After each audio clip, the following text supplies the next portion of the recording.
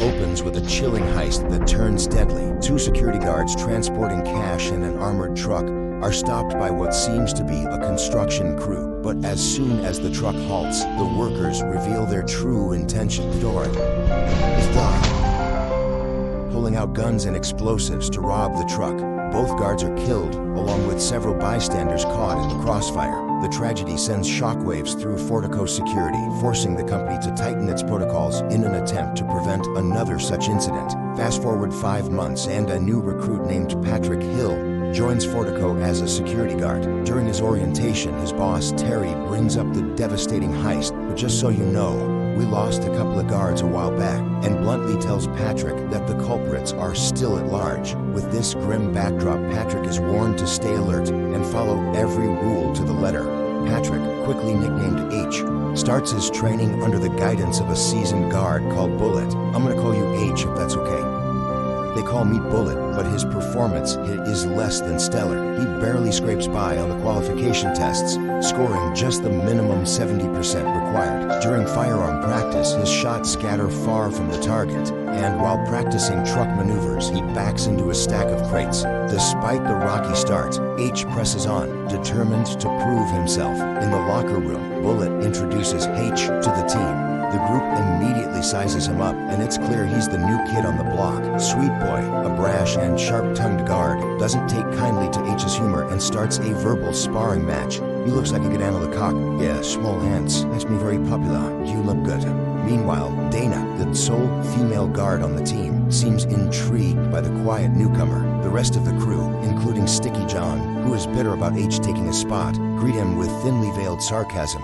On his first shift, H rides along with Bullet and Sweet Boy as they make routine cash pickups. Before they hit the road, Bullet sets the tone, warning H that in this job they're predators, not prey. Do you have any idea how dangerous this job can be?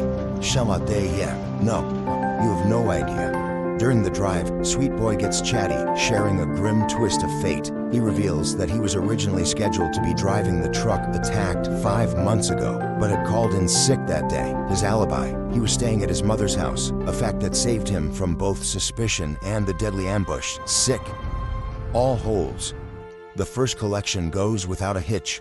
Back at the depot, H gets a glimpse of the high-security setup, heavy gates, metal detectors, and a sharp-eyed Sticky John guarding the entrance. At the end of the day, the guards remove their ID badges and place them on a board, a subtle yet important routine. The team heads out to a local bar to unwind, and Bullet invites H to join. Before leaving, H lingers for a moment, discreetly inspecting the ID badges of his new colleagues. At the bar, the team relaxes over drinks and a game of pool, but the mood sours when the guards prod Sticky John to pick a fight with H, blaming him for taking his job. H handles the confrontation with calm precision, effortlessly putting Sticky John in his place. To everyone's surprise, he then hands John some cash, telling him to buy himself a drink and cool off. Embarrassed but unwilling to escalate further, Sticky John slinks away. Bullet watches the exchange, amused, and sarcastically dubs H a social wizard. Things take a dramatic turn during one of their next shifts. Bullet steps out to retrieve a small $10,000 pickup, but doesn't return. Sweet Boy's attempts to contact him over the radio are met with silence. Bullet, unless you found some beautiful blue-eyed Latino boy, you should be back by now. Until a chilling voice crackles through the line. Robbers have taken Bullet hostage. If you want to see your girlfriend again, we'll do exactly as I say. Sweet Boy panics, urging H to drive back to the depot. I have to call this. No. They don't want his 10 grand. They don't want his 10 grand. The money's in the truck. We have $2.5 million here if we take it away. Rationalizing that the robbers will release Bullet since the money isn't worth killing over. But H stands his ground, firmly declaring that they're not leaving without their colleague. His quiet confidence convinces Sweet Boy to stay, and they follow the robbers' instructions. The truck is directed to a desolate area. When they arrive, a masked robber steps out of a vehicle, dragging Bullet with a gun pressed against his head. Another robber barks orders for H and Sweet Boy to throw the cash into the trunk. The boy panics, warning H that the robbers will kill them all if he doesn't follow their orders. Ignoring him, H calmly heads to the back of the truck and begins throwing the bags of money out one by one. However, he deliberately tosses one bag off to the side onto the ground. One of the robbers, noticing this, sternly warns H not to try any tricks. Now listen up, boy. I said throw the money in the flatbed. Meanwhile, the boy continues to plead with H to comply, growing more frantic with each passing second. As one of the robbers steps out to retrieve the misplaced bag, H seizes the moment. With precision and speed, he shoots the robber, quickly followed by the one pulled bullet. A fierce shootout ensues with the remaining attackers. Despite their efforts, one robber manages to escape. Determined to pursue him, H leaves Bullet and the boy behind and follows the fleeing man into an abandoned warehouse. Inside, H corners the robber in no time. He demands to know who sent him, but instead of answering, the robber hurls insults taunting him. Remaining unfazed, H knocks the man out cold. Shortly after, Bullet and the boy catch up to him. With a mix of sarcasm and calm, H asks the boy if he's still feeling confident, subtly mocking his earlier bravado about handling robbers. Bullet and the boy, still reeling from the chaos, barely manage a response. H turns his attention to the masked bodies of the dead robbers. He removes their masks one by one, hoping to find someone he recognizes, but none of them are the person he's been seeking. Later, 2 FBI agents arrive on the scene to investigate. They interrogate H about his remarkable accuracy during the shootout, pointing out the stark contrast with his unimpressive shooting test results on record. H coolly explains that adrenaline and a life-or-death situation sharpened his focus, allowing him to act with precision. The agents show him surveillance footage of a man shooting 3 victims during a previous heist and ask if he recognizes anyone. H studies the pixelated image but denies knowing the person. In private, the agents report back to their superior FBI agent King, disclosing their suspicion that H might be the man they've been tracking for 25 years. King dismisses their concerns, remarking that H is just a painter who can draw whatever he needs to cover his tracks. He orders his team to steer clear of H, suggesting they leave him alone.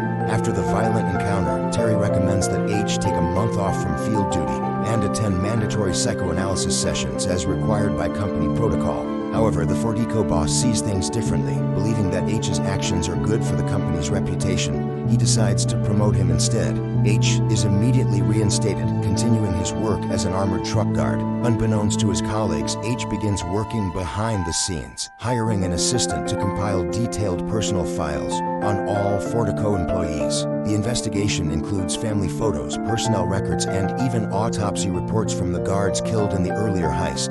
3 months later, H and Bullet are on a routine collection run when their truck is ambushed by another gang of armed robbers. The attackers douse the truck's windows and mirrors with black paint, obstructing visibility. Bullet quickly radios a red code alert, but the robbers escalate their assault, using tools to force the guards out of the truck. Bullet collapses to the ground, coughing from the chaos while H steps out calmly. As the robbers confront him and demand he lie down, something unexpected happens. The moment they see H's face, they immediately retreat, abandoning the heist altogether.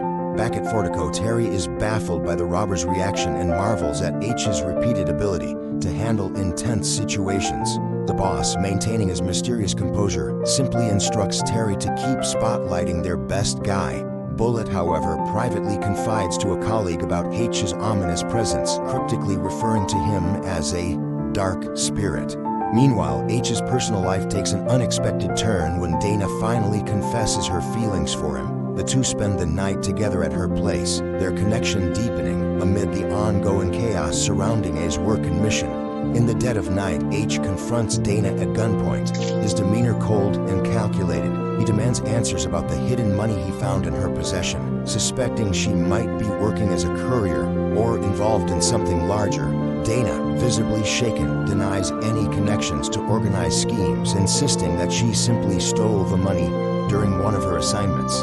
H remains skeptical and reveals that he has extensive knowledge of her contacts, including her family, warning her not to hold back any details. The tension between them is palpable as Dana pleads her innocence. The narrative then shifts to 5 months earlier, painting a starkly different picture of H's life. He spends a peaceful day with his son Dougie, savoring a rare moment of normalcy. The tranquility is disrupted when Mike, one of H's associates, and unbeknownst to Dougie, a participant in a recent heist, calls with an urgent request. Mike explains that their plan has hit a snag, and one of their usual crew members can't make it to a critical location near H's position. The task seems simple. Observe a Fortico truck as it leaves the gates and report whether it turns left or right. Reluctant to involve himself, H eventually agrees. On the way to the location, he notices a food truck parked near the gate and seizes the opportunity to disguise his true intentions. Claiming hunger, he parks the car and instructs Dougie to stay inside while he grabs some burritos.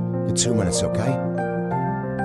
Kim de Doslot, from the food truck, H watches the Fortico vehicle turn right and relays the information to Mike. Tragically, just down the road, a different group of robbers disguised as construction workers ambushes the Fortico truck. Unknowingly, the robbery unfolds mere meters from where H has parked. One of the robbers, growing suspicious, spots Dougie in the car and orders him to get out. Panicked, Dougie calls for his father, but H, still distracted on the phone with Mike, doesn't hear him.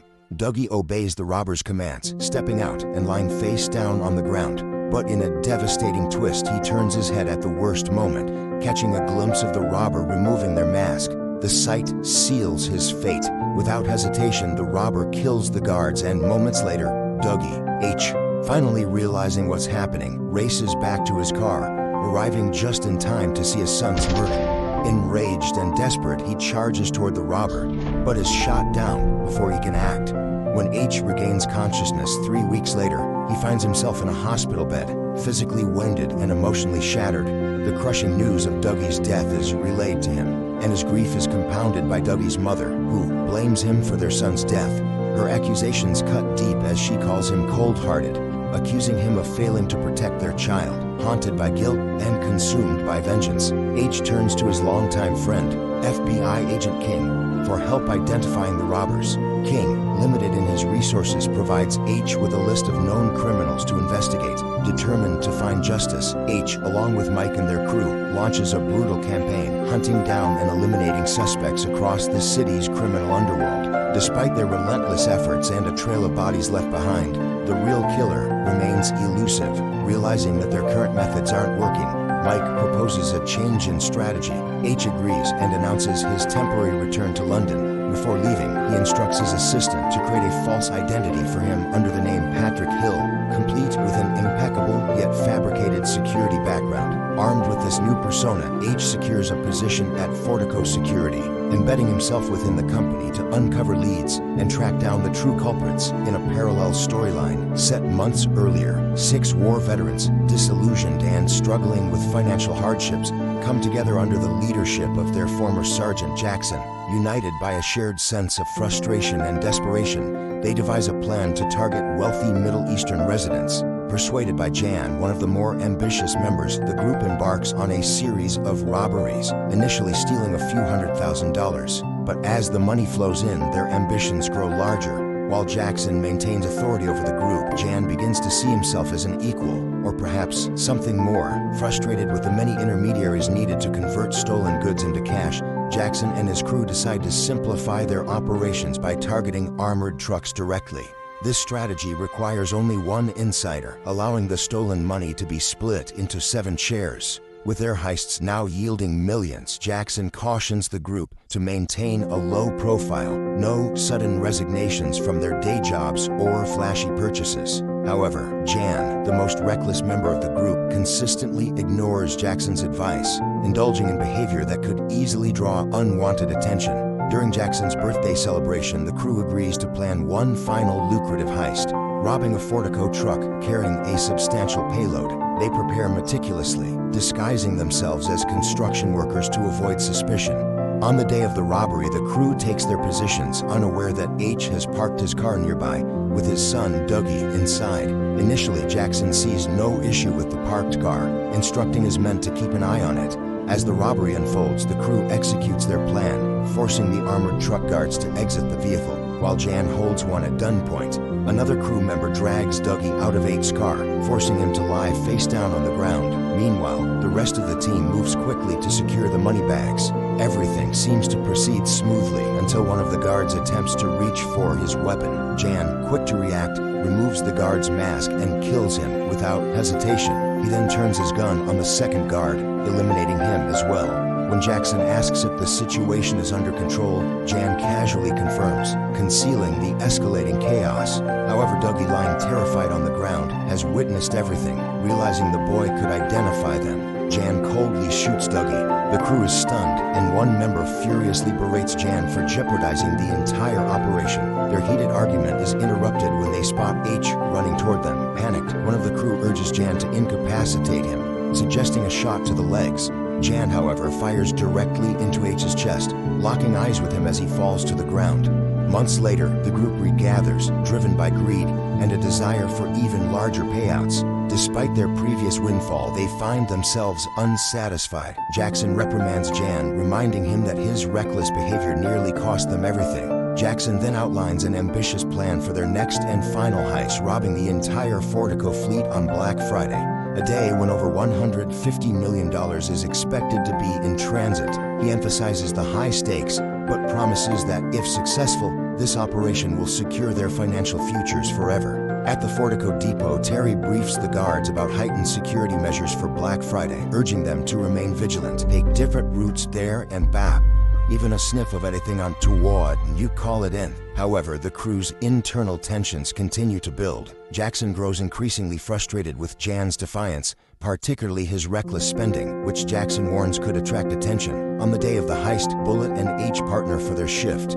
After completing their last run, Bullet finally reveals his dark secret. He is the insider who assisted the crew that robbed their truck months ago, a robbery that led to the deaths of 3 people, including Dougie. Bullet explains that the guards were always intended to be killed, but the child's death was an unfortunate and unintended consequence. To H's shock, Bullet further admits to disarming him, removing the bullets from his gun. He warns H that the crew plans to rob the depot that day and advises him to remain calm and cooperative if he wants to survive. As H processes this revelation, the enormity of the betrayal becomes clear, setting the stage for a dangerous confrontation. Bullet disables the truck's cameras and drives it to the depot, where Jackson and his crew are waiting. As they regroup, one of the crew members strikes H across the face, issuing a warning for him to cooperate during the heist. Jan and 3 other veterans board the armored truck, while Jackson and another crew member follow closely in their car. When the truck arrives at the depot and the gates open, chaos ensues. The armed robbers emerge, quickly taking control of the parking area and capturing Terry the boy and H. Even Bullet, despite being their insider, is theatrically taken hostage to maintain appearances. Meanwhile, Dana walks toward another truck to get a signature from Stewart, one of the guards. Unaware of the unfolding heist, Stewart distracts her with a funny video. Inside the depot, the robbers tie H to restrict his movements and hold a gun to Bullet's head, demanding that the internal staff open the vault's heavy metal door. Sticky John, on spotting the intruders, triggers the alarm, prompting a firefight between the depot guards and the robbers. Wanna get down? Amid the chaos, one of the robbers plants explosives on the metal door. The crew exchanges heavy fire with the guards, sustaining minimal injuries thanks to their ballistic vests. However, one of the robbers is critically wounded. Once the explosives detonate, the vault door is breached, allowing Jackson and the others to enter with their vehicle. With the depot under their control, Jackson commands his team to spread out and secure the area. Outside, the police arrive, their presence signaling the impending arrival of SWAT. Knowing SWAT could stop their escape, the robbers work quickly, loading money into bags while counting down the 8 minutes before reinforcements arrive. The robbers kill most of the guards but fail to locate Dana, Stewart, and Shirley, who hide in the back of an armored truck. Stewart urges the others to wait for SWAT, but Shirley insists on taking action. She opens fire, hitting one of the robbers, creating a momentary distraction. Seizing this opportunity, H uses his concealed pistol to shoot one of the robbers in the leg. Frees himself with a hidden knife. H quickly unties Terry and the boy. When the boy looks to him for guidance, H tells them to make their own decision. The pair choose to escape through the depot's back entrance, with Terry dragging the boy to safety as H dons the gear of a fallen robber and prepares for the fight ahead.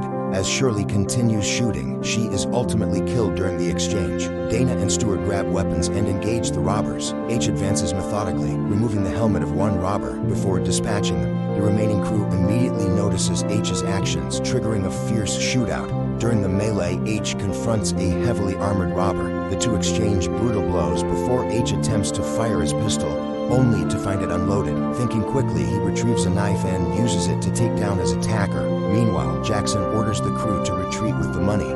Bullet reaches Dana and Stewart, feigning loyalty and asking for a weapon. Trusting him, Stewart hands over a gun, but Bullet ruthlessly turns on them, killing both Stewart and Dana without hesitation. Elsewhere, H eliminates two more robbers before Bullet ambushes him, shooting him and leaving him injured.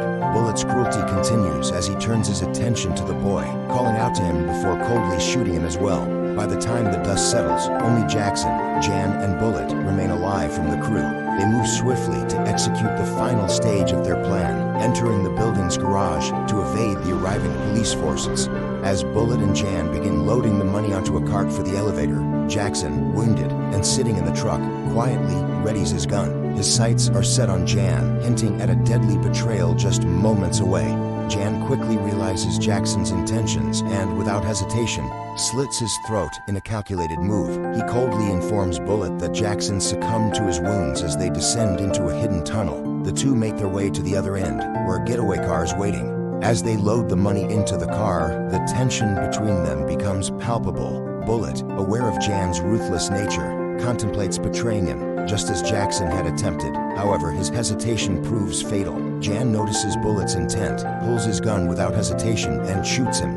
With Bullet dead, Jan takes all the money and drives off, leaving no loose ends. Later, Jan relaxes in his apartment, savoring a drink and basking in the success of his escape. His moment of triumph is interrupted by the sound of a phone ringing. Confused, he follows the noise and discovers a phone hidden inside one of the money bags. Before he can make sense of it, he notices a figure emerging from the shadows. H, what do you want? You here for the money? Jan tries to mask his shock and offers H a portion of the money, attempting to negotiate his way out of the situation. H doesn't respond with words. Instead, he tosses a document at Jan, the autopsy report of his son, Dougie. Jan picks it up and reads the haunting details. 4 bullets, each striking vital organs: the liver, lungs, spleen, and heart. The memory of Dougie's murder and H's presence during the heist floods back to him. Before John can react, H raises his gun, methodically delivering the same 4 shots to Jan that had killed his son. Each shot is precise, mirroring the pain and loss H endured. Jan collapses, his life ending just as coldly as the one he had taken. As H limps out of the apartment, his vengeance complete, he is greeted by FBI agent King, who has been waiting outside. King calmly asks if the job is finished. Without looking back, H nods and walks into the night, leaving the scene of his long-sought revenge behind.